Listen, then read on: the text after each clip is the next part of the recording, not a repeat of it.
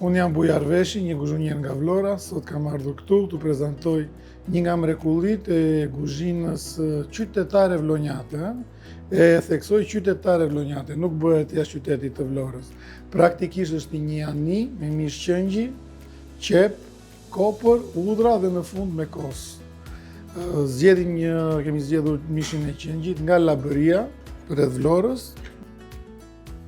E vendosim për të zjerë. I edhim edhe kripën, një detaj i rëndësishëm për mos të haruar. Pasi kemi vënë mishin të zjej, ndërkohë marrim qepët, i presim jo shumë holl, si për një sallatë. Dhe pastaj do t'i vëmë të kavërdisen me vaj ulliri.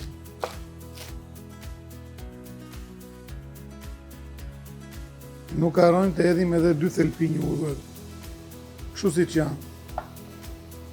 E rëndësishme gjithmonë edhe kripa, ndihmon qepën që të shkrihet më shpejt.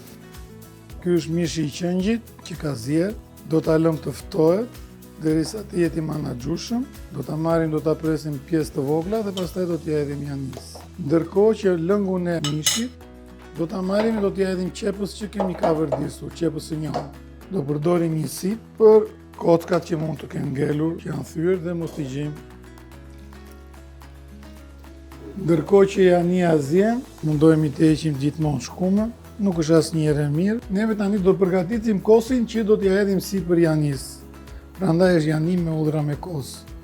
Ja ku kemi hudhra që i kemi përgatitur më përpara, grir, holl me pak krip. E tani i hedhim kosin.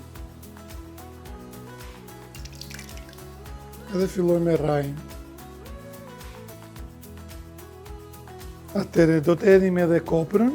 Kjo është një nga recetat që ka nevojë për një sasi të konsiderueshme, të pafund me kopër. Sa më shumë kopër të ketë, aq më mirë është. Pjesën majat e holla i hedhim tek kosi, bishtat do t'i hedhim te jania të zjej, me që janë pak më të fortë. Po kopra është aq e njom sa mjafton vetëm 1 minutë që të zjej me janin.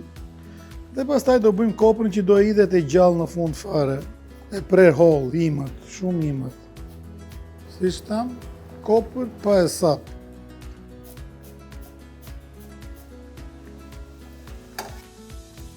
E marrim mishin, e presim të vogla ose me thik, ose kush dëshiron edhe mund ta sfiletoj dhe thjesht me dorë. Kur e sfileton me dorë, nervat djekin rrugën e tyre, sfiletohet sipas, ndërsa thika e pret si duam neve.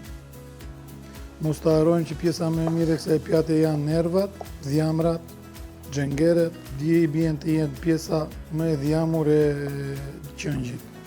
Kjo pjatë mos të ngatruar me tavën e kosit, nuk ka nevojë për mishra të mëdhenj, duhen ekskluzivisht qëngja të vegjël.